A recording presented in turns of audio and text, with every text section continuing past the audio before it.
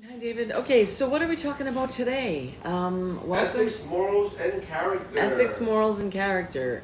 How do we define it? How do you define it? What does it mean to you? Which is important to you over the others?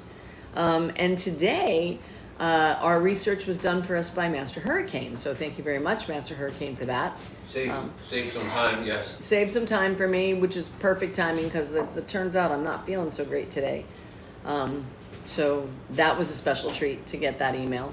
And as we've said, you guys can email us anytime. All you have to do is go to kinkcollective.net and click the email us box, and then you can send us an email. There he is. Hi, Master Hurricane. Good morning. He always says, handsome Joshua and beautiful cat. So I was just telling everybody, thank you for doing my homework for me. And it was very helpful. Yeah, no, absolutely, and very thorough. But I know that to be true of you already. Oh. So, all right. Let's get started, right? So, define ethics, morals, and character, right? So, ethics refers to the philosophical study of moral principles that govern a person's behavior or the conduct of an activity. It encompasses well-founded standards of right and wrong that prescribe what humans ought to do in terms of rights, obligations, benefits to society, fairness, and specific virtues.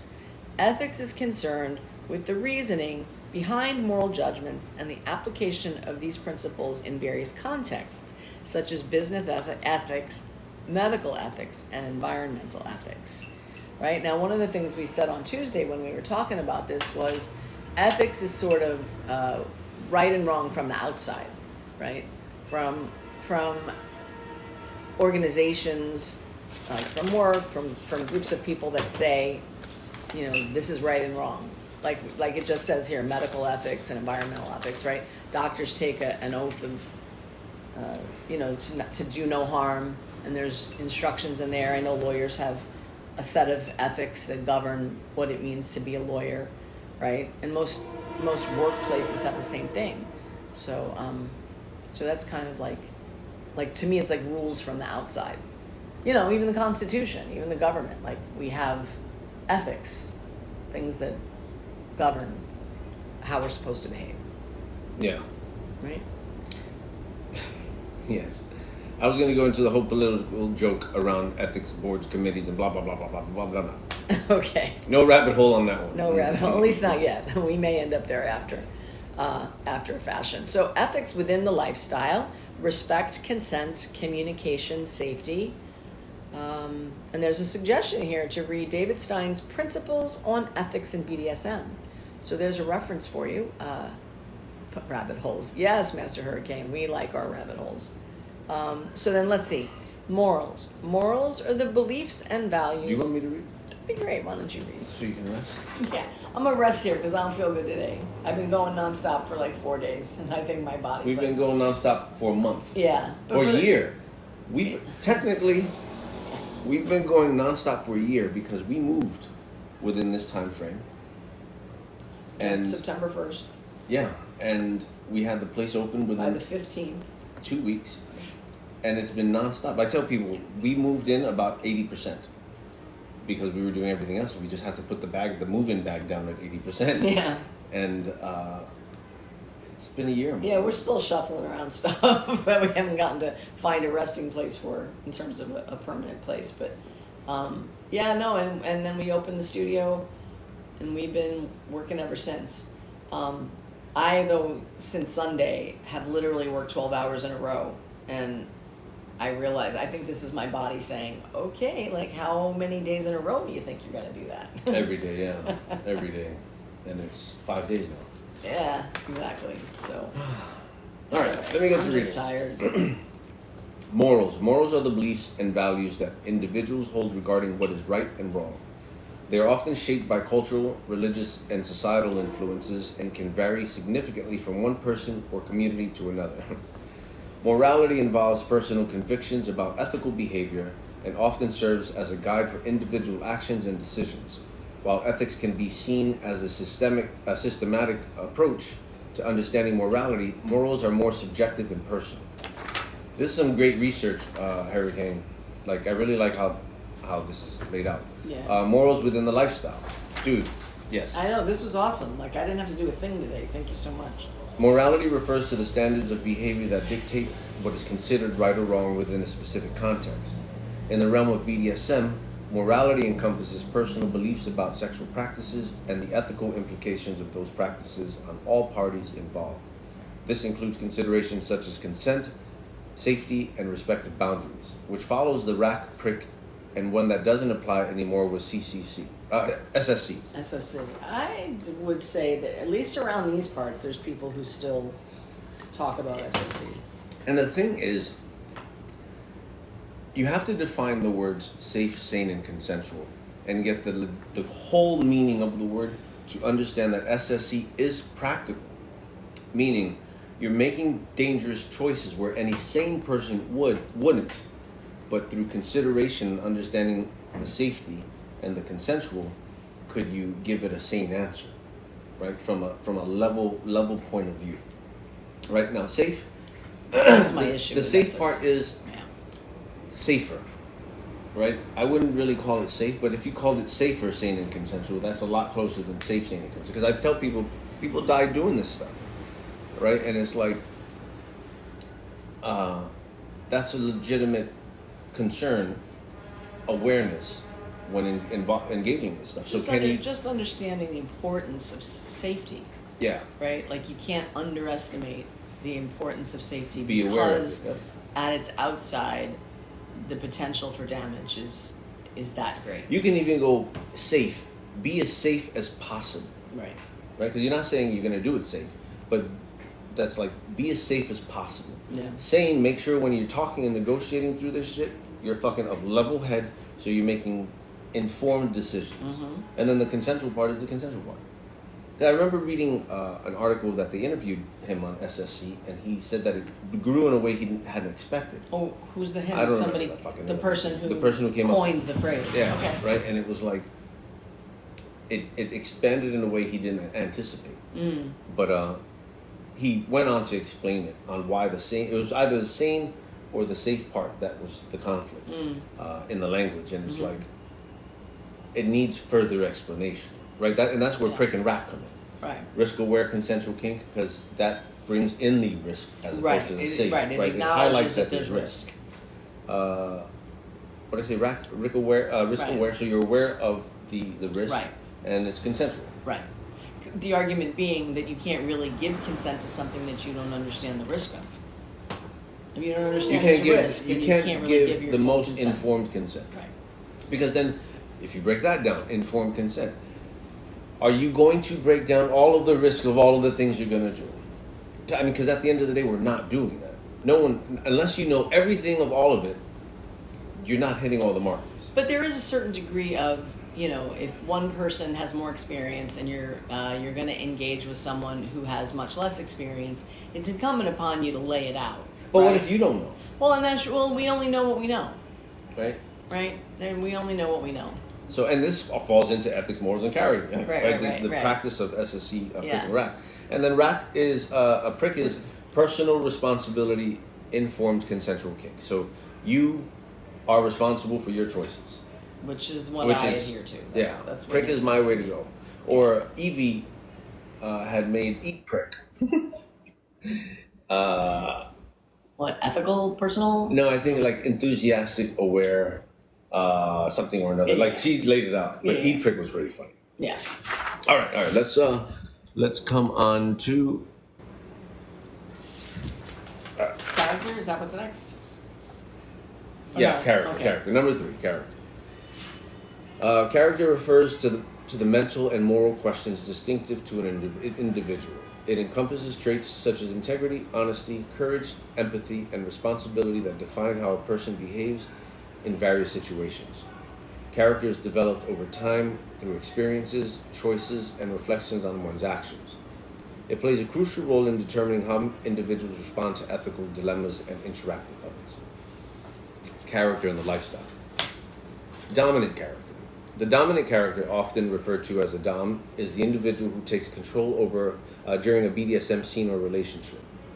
This person exerts psychological and sometimes physical control over their partner, guiding the dynamics of the interaction. Dominants tend to have strong personalities and may score higher on personality assessments measuring interpersonal dominance. They enjoy being in charge and often derive satisfaction from leading their submissive partner through various activities, which can range from light bondage to more intense forms of play. A submissive character. I love this. The submissive character, commonly known as a sub, willingly relinquishes control to the dominant partner. Submissives typically exhibit traits that make them less assertive in everyday life and are more inclined to prioritize their partner's needs over their own. Their role involves following the directions set by the dominant, which can include engaging in various BDSM practices such as bondage or discipline.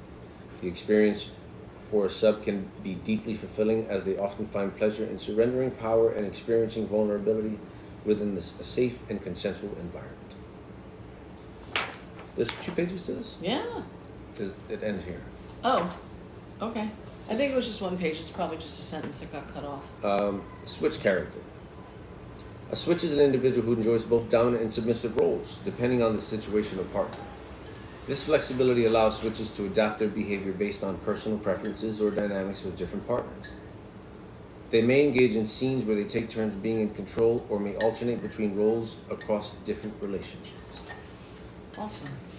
Very, very fucking thorough, Master Hurricane. Thank you so much for helping out with that. Yeah, that was awesome.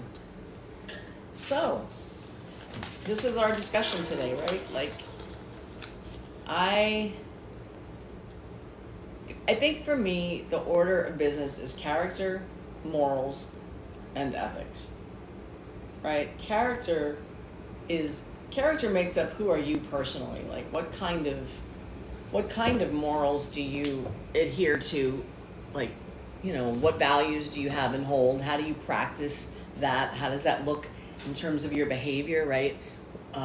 Sometimes people espouse a certain thing, but if you watch them, their behavior doesn't match their words. That's a reflection on character to me. And so, wrestling with somebody's character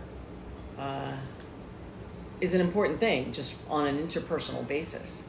I agree, Kushla, that character does involve both morals and ethics. And so there's that, right? And then morals to me are more important. And we always get into these hypothetical questions, right? Like, if you saw somebody that was starving and you didn't have any money, would you steal food to feed them? Like, stealing is ethically wrong. It's against the law.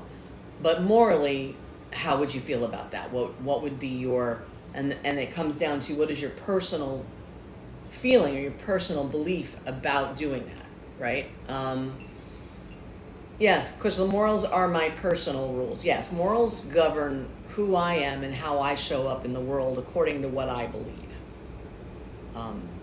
And it's on the order of ethics. It's the same sort of thing. It has to do with right and wrong.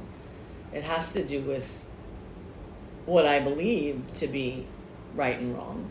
And not because anybody told it to me. Not because I'm being governed by some external set of rules that say I should do this and I shouldn't do that, which to me is what ethics are.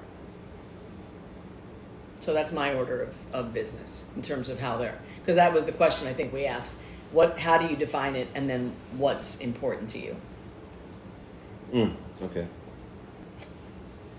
So, like on this list, ethics within the lifestyle, there's that list: respect, consent, communication, safety. It's like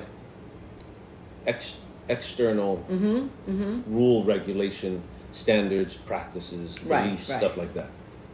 So, as you were talking, what came to mind was ethics is the consent. This is the law of the land. What is the form of consent that's being practiced, right? And then where does that fall within the umbrella of consent? Is it ethical? Meaning, does it have all the marks of what consent means? Regardless of what form of consent you're using, it's still consensual, and there's still rules, and there's still rules that govern what that form of consent means. For example, a lot of my relationships are yes until no, and I have blanket consent for almost everyone that I know. For other relationships, it is not like that. Right. Like, you need to ask for access to everything. Right. Right. So the golden rule being permission. Right. Right. You need the permission to do it. Yeah. So then the morals part, are you practicing by the rules that you believe in? Mm-hmm. Are you, meaning my moral character, my moral identity is, and I go down to the integrity and the blah, Right. blah, blah, blah, That was blah, what blah, I was right? about to say, right? So integrity being one of my moral characteristics, that I take as a priority, that's going to influence how I engage with consent. Right? So it's like, am I playing by the rules, and do I believe in playing by these set of rules? Right. That's the moral part. And then am I doing it? And then am I doing what I believe that the rules are that I need to be doing? Right. Because of what I believe in. So then that's where the morals navigate into it. And then the character is, how have I been practicing my ethics and morals consistently over time? Yeah. Well, right, and that makes up your character, right? It's one thing to, if you say you believe if you have certain moral beliefs that you hold, and that by its assertion means that you practice them. Do you practice them all the time? Do you only practice them when people are looking? Do you practice them even when people aren't looking? Like, and that makes up your character. Mm-hmm. Yeah, it's like, for example, someone who may be nice and have all the best intentions, but they change when certain people are around. Right. Or they do things when no one is looking, right? They're one way when no one is looking, right, versus doing what you do all of the time, period. Right. So I pulled out our document that talks about all of the different characteristics that we look at, right? In terms of, compassion, loyalty, trustworthiness, respect, courage. These are all things that I think are sort of moral. Hold on a second. Right? Before we go there, because okay. you went to the stealing of the fruit thing. Yeah, the stealing of the food, right? So how does when it conflicts within the community, your morals and your character and the ethics, when they conflict with community practice, what happens? For example, you have people who, and I'm going to come back to the consent thing. Yeah. You have people who don't do the legwork when there's a situation, and then you have people that do the legwork when there's a situation. You have people who judge off of the absence of information, and you have people who need the information in order to make that happen. Now, for me, I don't put my money into places where their vetting system, where their access is through social standards and public opinion or popularity. Right, and hearsay. And here, not only that, but like, let's say the swinger events where you need a profile picture to get accepted. Right. Right, where they have a filter of a way people look. Right, and that's something you don't believe in. I don't believe in that. Right. I don't believe in. I believe in people having their own spaces. 100%. I won't put my money into places that I feel that they have different ethical practices than I do. Like this one about having to look a certain kind of way to come to their event. Yeah, right. That's one way. Even if you would be able to go because you fit the model of what they're looking for, you don't believe in it, so you wouldn't go. Yeah, my morals would conflict with their ethical practices. Right. And because one would argue there's nothing wrong with screening for looks. If that's what your group wants to do, then there's nothing wrong with that. Because I think ethics at the end of the day are bump up against laws, right? So we can call something an ethical practice, I think, for me, until it bumps up against the law. And then, like, the law of the land is where you choose to live, right? So, we have laws against discrimination of certain groups, right? Of protected classes of groups in our society. It's just what's happened, right? So you can exclude based on physical looks, but you can exclude based on other certain markers. because that's just the law of the land. Yeah. Right? Yeah. And so even if you want to, even if your group thinks it's ethical to do that, if it conflicts with the law of the land, you're just wrong, to me. Like, those ethics supersede whatever personal ethics you want to brand me about. So I guess I look at it as these are just different. So I guess I look at it as these are just different.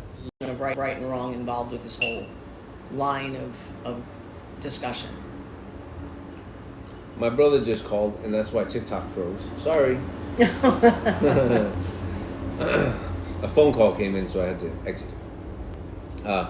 We built our own place in community when our greater community refused to deal with their racism and homophobia. Dude, Obsidian, 100%. I tell people this.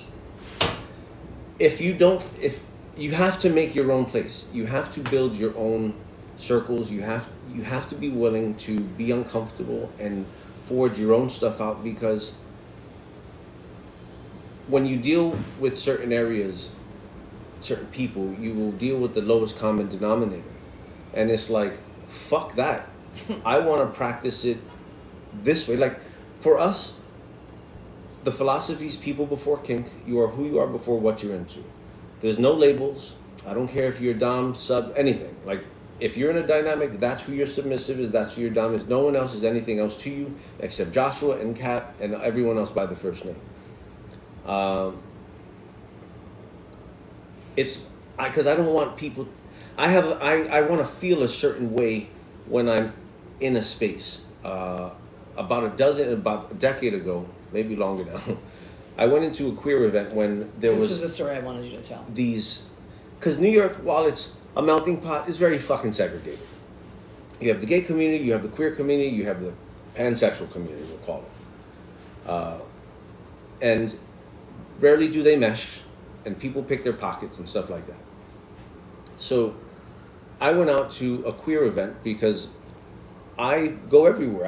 I enjoy all atmospheres. I enjoy all types of energy because that's how I roll. Like, I don't need to be a certain type of person to, like, I don't pigeonhole myself into a group of people. Until now I do. But so I went with my partner, and I showed up very cishet because that's how I was fucking comfortable. And I guess for this party, queer folks had to dress in a certain way, and I didn't fit the mold because I didn't come in dressed past what I wanted to wear, and they shut me down. Like, it was such a wall that was put up. And I said to myself, I said, this is pretty fucked up. I said, what if this was my first time out and I was afraid to come dressed up, and you shut me down like this? It was very, very, very disheartening. And shortly after that, I started hosting my own events because I don't want a person to feel like they don't belong. Now, to feel like you don't belong, you have to walk in through the door and act like you own the place. Right? It's like this.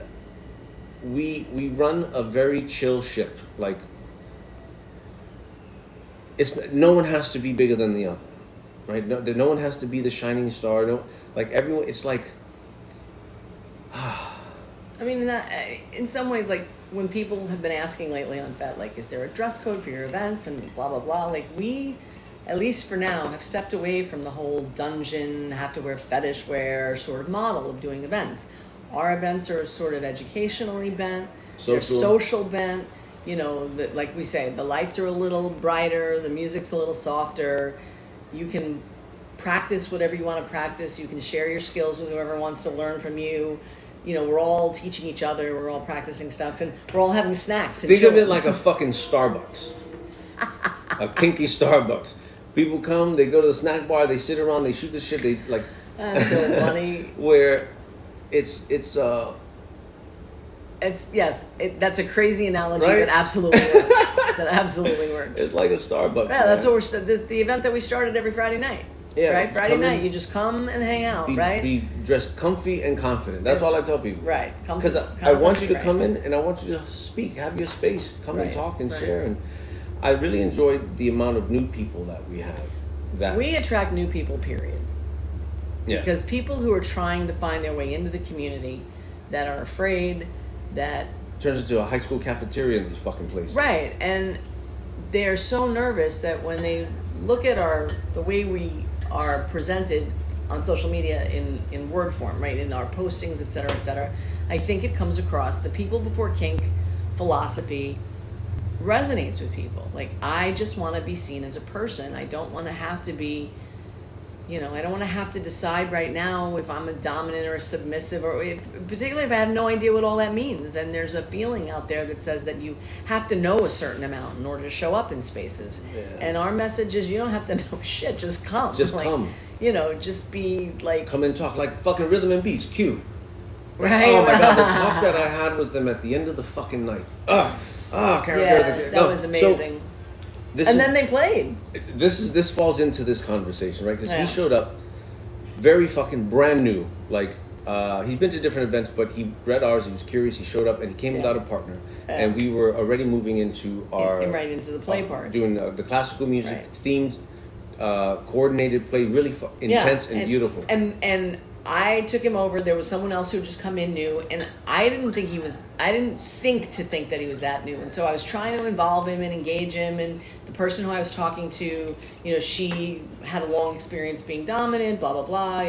And finally, with this like trepidation, he finally said, but I don't want to do anything. I just came because I was curious and I want to watch. Like, I don't feel comfortable yet to do anything.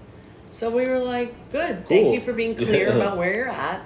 And go have a seat and watch. Yeah, sit and watch. And then I ended up playing with the other woman because she ultimately wanted to have the experience. And she was of being fantastic. submissive and She was bottoming. fantastic, So yeah. we had a great time. So he sat there, and when we broke our first, before we even started, he was ready to go, and he was like, I feel like I'm prying into their private space. I said, dude, listen, I go, you watching is part of it. Right. You get to observe and witness what they're about to do. Mm-hmm. And I said, give it the first round. Right. And just so you can see what's happening and see how it works. And I said, I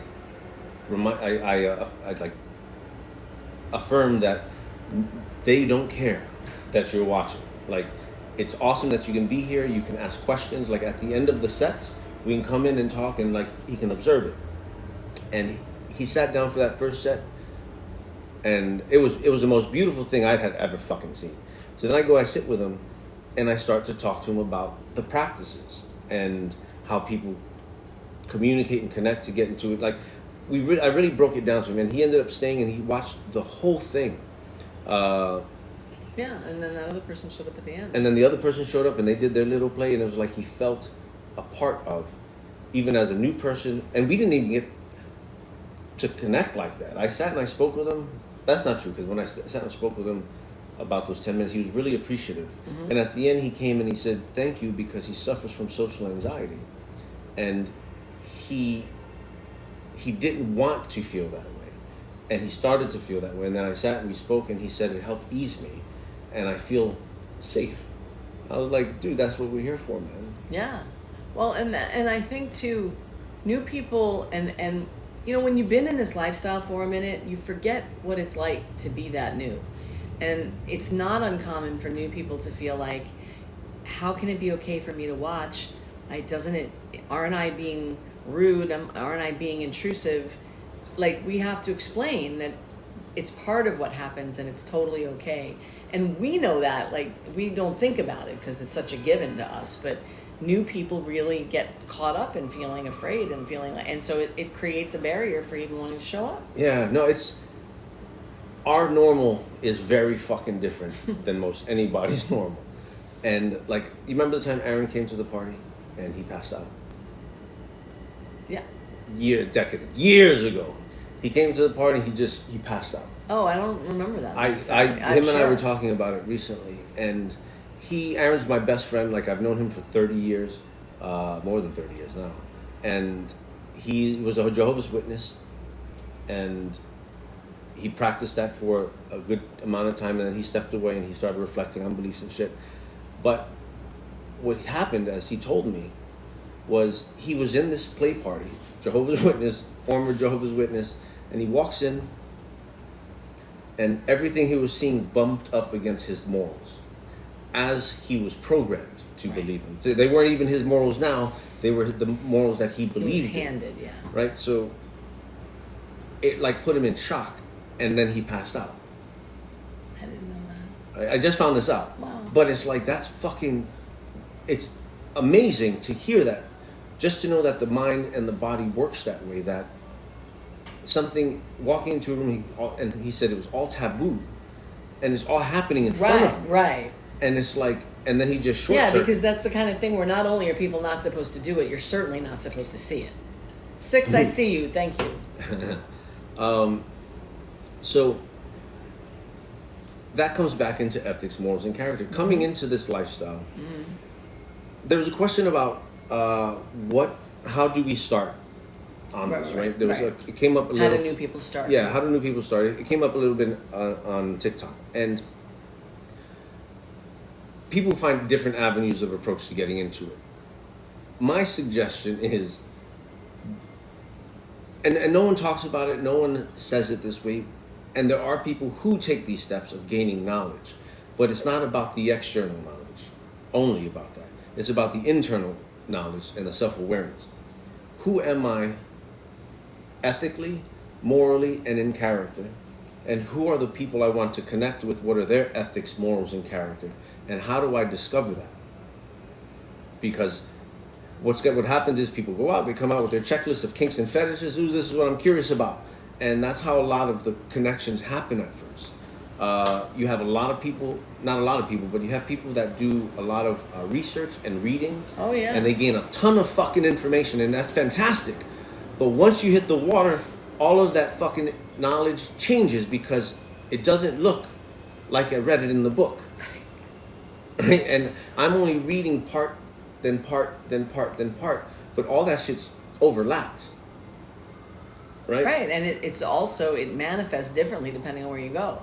So you can read all that stuff and go to one party and be like, well, this doesn't look like how I read. And you can go to another party and be like, well, this is different than the first one I went to. And so is one of them right and the other one's not? Like, as long as you're trying to sort all that out by yourself, it's a long, slow road.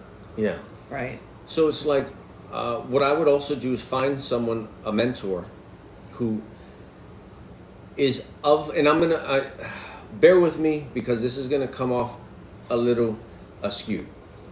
They have to be of the same gender or expression of gender energetically, simply because this is such, if it's a pansexual type of thing, simply because there's a lot of people out there who gain knowledge and manipulate with this information, and it's easy to be influenced by someone of education and information and presence because they know a lot of stuff, and it's easy to fall into that trap of connecting with someone who can take advantage of you.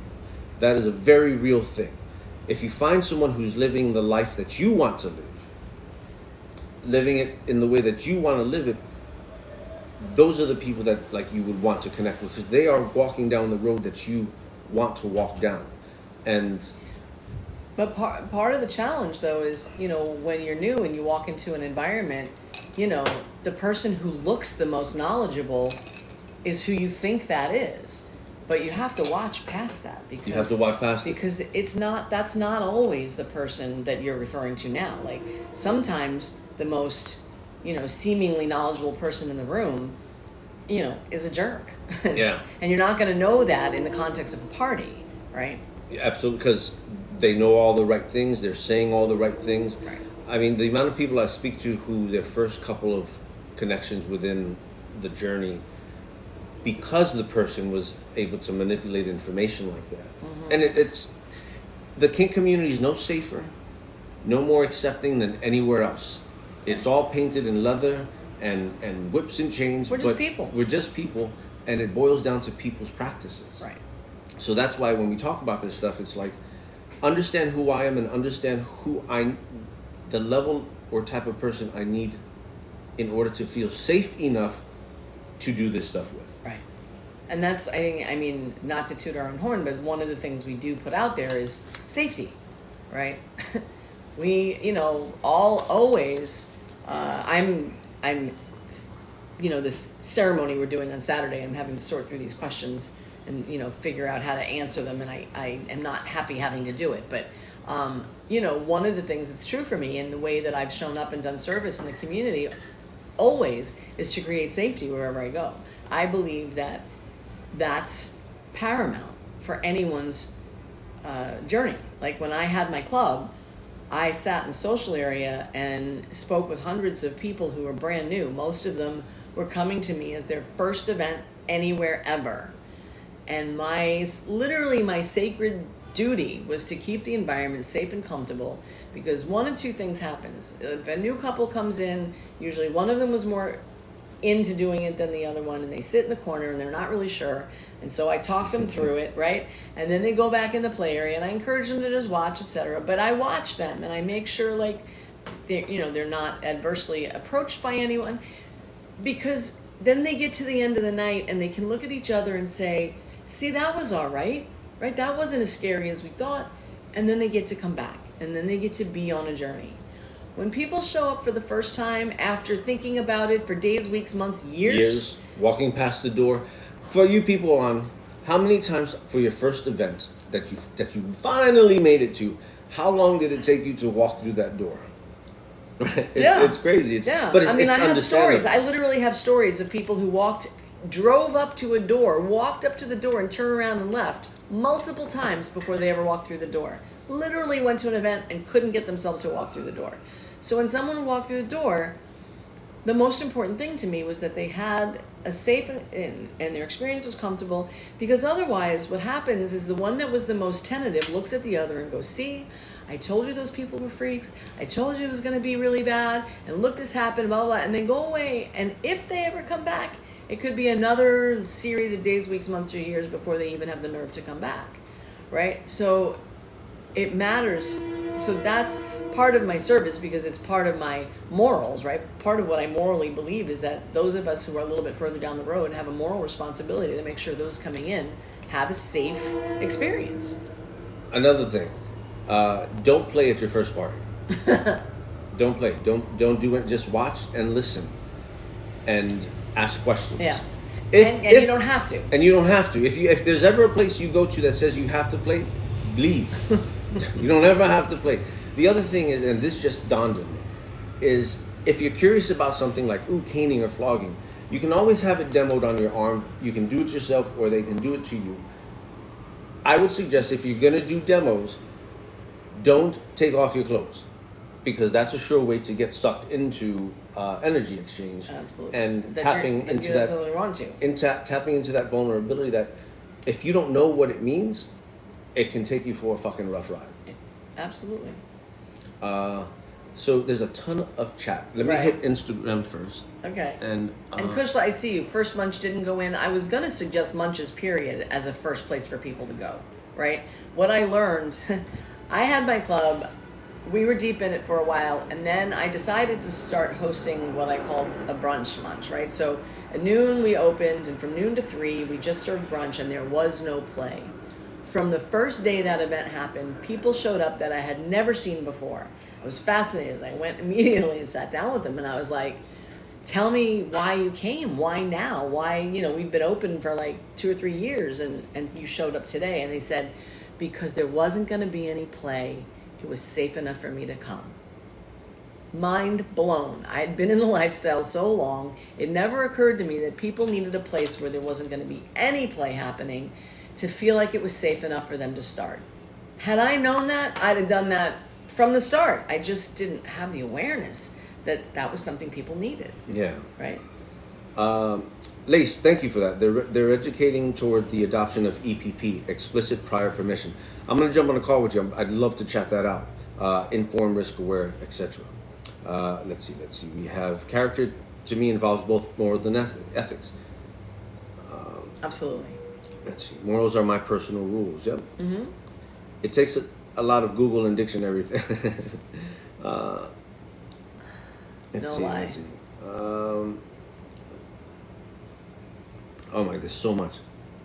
Thank you, everybody, for contributing to the conversation. open-minded. What do you recommend to people new to the lifestyle? There we go. We just jumped on that. Yes to social anxiety. Look, research, mentor. Yes. Right. Social anxiety and neurodivergence. Ton of it in the community. Ask questions. Always ask questions. Research and mentorship.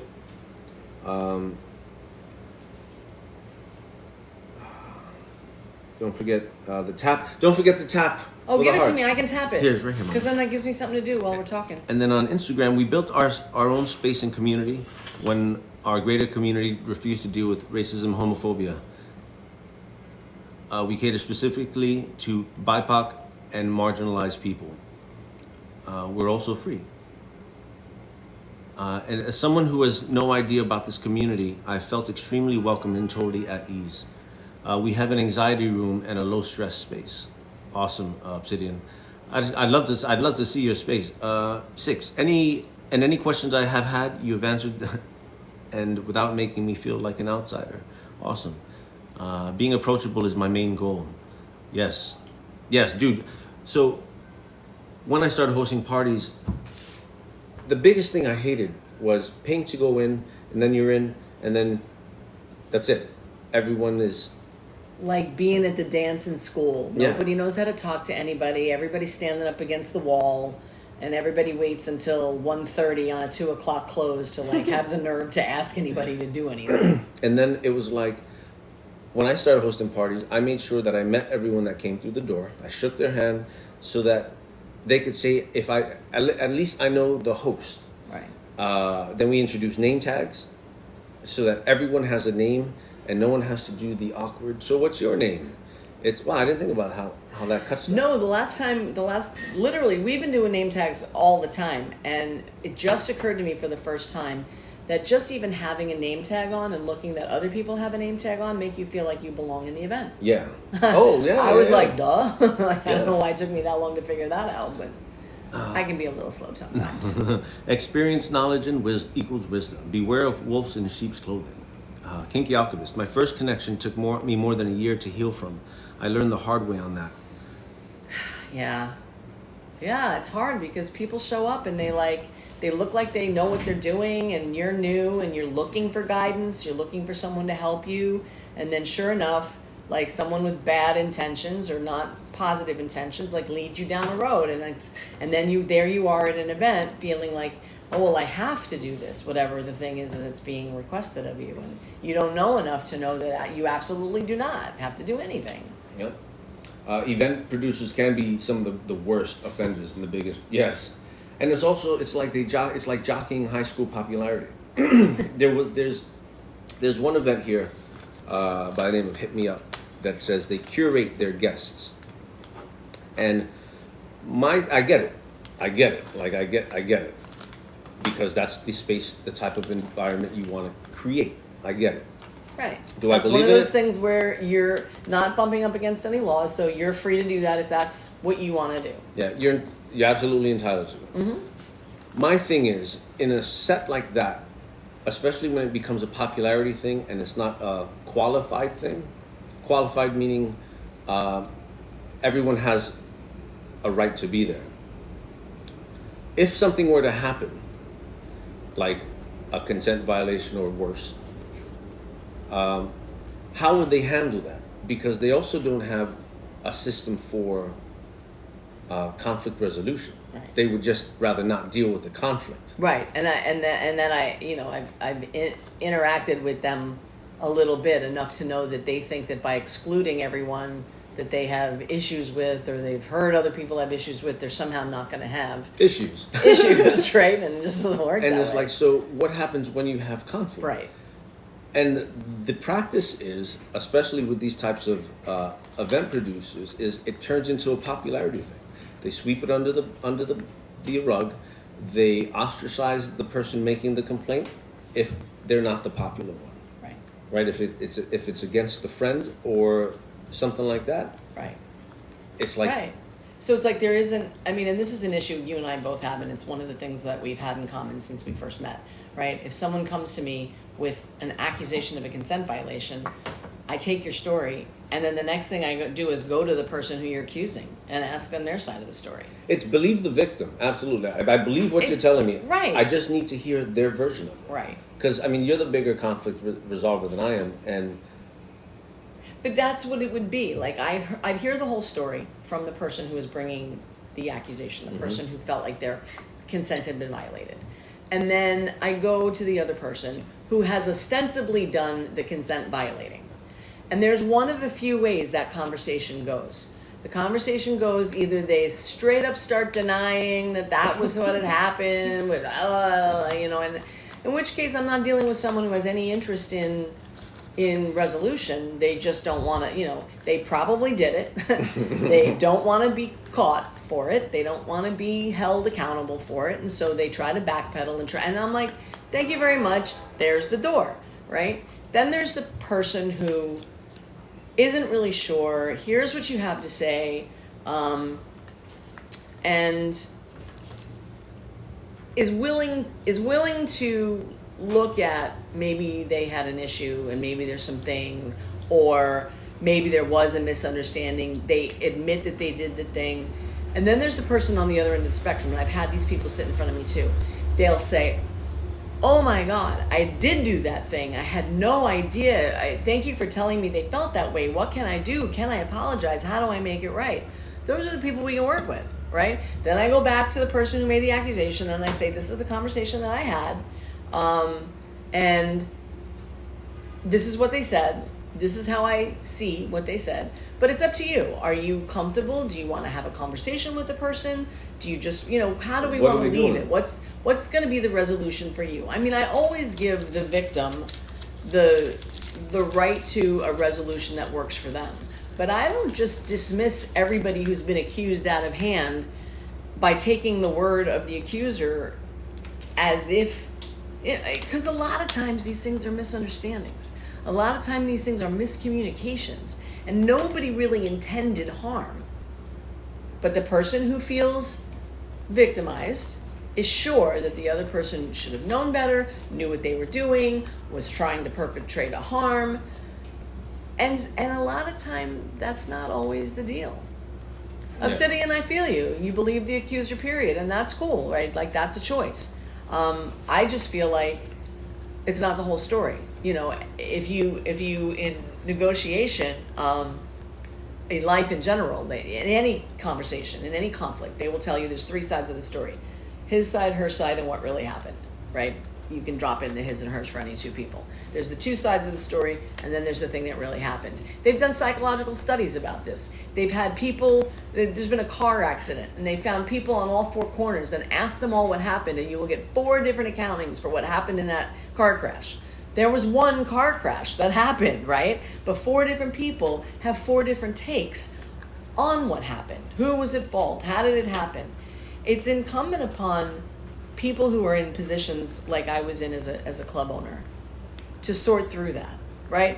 I can't necessarily, I can't go to the first corner and hear what that person has to say and walk away like that's the only thing, the only version of the story that I should believe, right? Especially if we boil it down to morals. Right. Like, what is the right thing to do as you see it as a human being, right? Because that's who you are at the end of the day. Yeah. It's what is my responsibility within this as a producer, as an event host, as a community leader, as someone people trust. Yeah. And it's like, I've sat with a number of people. I got on a phone call the other day with someone who was being accused, and I called them. I said, hey, I wanted to chat about, and we spoke for a couple of minutes. I wanted to chat about X, and they fucking went off the handle. I said, listen, do you hear how you sound right now? I said, I'm not coming accusing you of anything. I just wanted to talk about it. And the way you're responding doesn't look good on me, because we're fucking adults and you're acting like a kid. Yeah. I was like, how old are you? But how old are you? I'm 40-something. Dude, then fucking act like an adult and talk with me about this, because at this point, they're right. And you did something, and your behavior is showing that. So I did criminal investigation for about a decade for the feds. So if there's someone who's done interviews and who can sit down and process it, like go through this shit with people, I'd say I'm pretty qualified on that stuff, right? And then walking them through it, like, understanding whether they're angry and it's coming out of emotion, or if they're hiding something and lying, right? Because those are two different things too. Being accused of something, you have to understand they are going to have an emotional response too, because you're questioning their character, right? You're questioning their morals, and you're questioning their practices. So of course the person's going to be emotional. But like Obsidian said, I'll give you space because I'm going to watch you and I'm going to see what you do. Like the one guy at Paddles at one time who came in, because this is the other side of it. One guy came in Paddles, older white guy, tall. I don't know if you remember this. And one person said, "Oh my God, I've heard such and such, blah, blah, blah, blah, blah." And then the second person said, blah, blah, blah, blah, blah. I don't know if it was a third person, but two was enough for me to walk over to the guy and say, "Listen, this is what I heard." And he immediately, he was hurt. He goes, it was one thing that happened. It was a misunderstanding years ago, and this story blew up. And he gave me the details. And I said, "Let's do this." I said, "I'm going to ask you to leave. I'm going to give you money back. I'm going to ask you to leave. And I want you to give me 30 days. And if I'm going to see what I can find out. And if nothing comes back, you're more than welcome. But I'm going to go and ask for the victims' names because I want to talk with them. Because ultimately, if you broke the law, you should go to fucking jail. But if you didn't break the law, then what happened?" And it's like, because if we're talking about consent violation, we're talking about assault. We're talking about battery. We're talking about some form of violation that could be criminal. If you're real about that shit, walk with it. If not, like, so then I asked the people who said what they said about him, and I said, "Do you have names and stuff like that?" And they said, "Oh, we'll get back to you." A week passed, 2 weeks passed. They couldn't find, there was nobody. It was all hearsay. So I'm not going to condemn the guy morally if people just have bad feelings and they heard something about the guy and yada, yada, yada. It's like, if no one's willing to get on the phone with me and answer the questions like an adult, being responsible for your own behaviors and your own actions, your own choices, I'm not going to, I can't morally, I cannot do that because you have a problem with the person. Even if I have a problem, no, that's not true. If I have a problem with the person's not coming in. Because if I have a problem with the person, they probably fucked up. Like Peaches, when Peaches came. Bitch, sorry, let me not get into that. But if you have a certain practice of character and it's consistent and you hop from person to person to person to person and you happen to hop onto connect with my slave and you treat them a certain way as a submissive to my slave and then you move on, it's like you are just using people to satiate your kinks. And it's like, that's a practice that will not fly here. You won't come in and connect with people just so you can objectify them. Right? So I guess that's not people before kink. And that's the moral of the space. Right. That's sort of the moral imperative for us. Right. That's where we get the opportunity to, to practice what we believe. Right. Like, we don't screen for looks, but we do screen for character. Check this out. Obsidian, you may like this one. Fucking 5 minutes. God damn it. So many stories. We almost out of the hour? Yeah. So we were hosting. So Me Too. The Me Too movement needed to happen. 100% needed to happen. The bad actors within the community disappeared overnight. Websites came down. Profiles disappeared. It was like a fucking hurricane tore through FetLife. And then it got weaponized. I fell victim to the weaponization of it. But it's cool. I'm on this, like, it wasn't easy, but there's a lot that I've learned through that process. Anyway, so fast forward, and this gentleman comes to the party, and he looks familiar. I'm like, I know this guy from somewhere. I know him from somewhere. And he was educated. He was smart. He knew his shit. Like he knew his stuff. So he's not new. He says he's only been back, blah, blah, blah, a couple months. So I'm like, And I'm sitting with it. Weeks passed by. And I was leaving Evie's to come back home. And I remembered his fucking name. And I messaged somebody. And I realized he came back to our space under the radar because he was one of the bad actors. He was one of the guys that disappeared overnight, and thought that after enough time passed, it'd be okay people to would like forget. slide back in and do their thing again.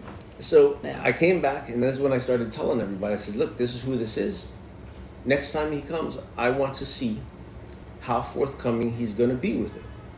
Because at the end of the day, this shit was 6 years ago. People So- change. People change. So I'm going to give you the opportunity to show me who you are next time you come in through the doors, thinking I don't know, because now I know. And I didn't ask, so he didn't have to tell me. Right?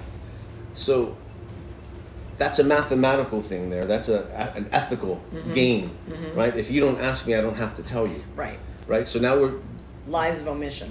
ethics versus morals here, right? Right. So I was really looking forward to seeing him.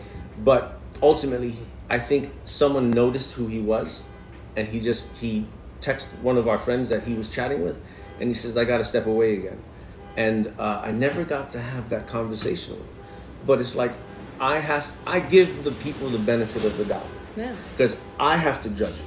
Yeah. Other people don't have the same bar of judgment for myself, for what I deem safe, for themselves that I do. Right. And it's like, how you gauge someone's ethics, morals, and character is going to be very different than how I do it. Right.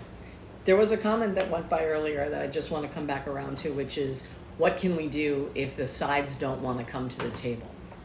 Right?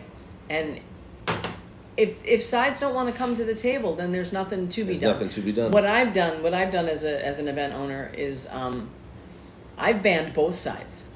I don't want, to me it's drama, and if you can't resolve it yourselves, I don't want it in my space. If you can't exist in the same space, Yeah. don't do it in my space. Right, exactly. And people would look at me a certain kind of way. I'm like, hey, it's my space, right? This is my sandbox. I get to say what we do here.